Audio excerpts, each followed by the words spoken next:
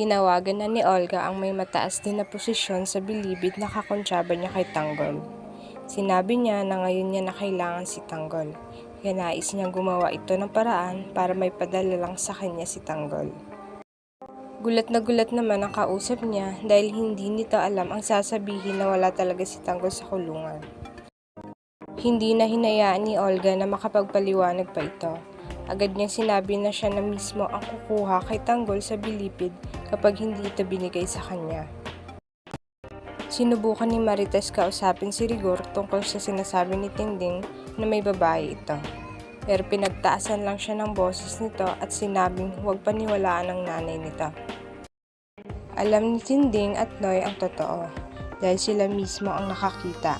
Kaya naman napag-usapan nila ito nang sila ay nasa kwarto. Sinabi ni Tinding na hindi nga sinasaktan si Marites ni Rigor, pero dinudurog naman nito ang puso ni Marites. Nagkaroon ng hinala si Marites na mukhang totoo nga na may babae si Rigor dahil sa nararamdaman niyang nanlalamig din ito sa kanya.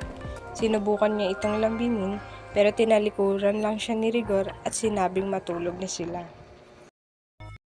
Pinuntahan ni Ramon si Mokang sa kwarto nito, hindi niya na ito sinubukang kausapin dahil mula sa pinto rinig na nito ang pag-iyak ni Mokang. Samantalang sila Tanggol at Bubbles natulog ng magkatabi. Hindi nila namalayan na unti-unti na pala silang nagkakatabi. Tinanong ni Tanggol si Bubbles na kung sakaling bubuksan niya muli ang puso niya, handa ba siyang tanggapin ito.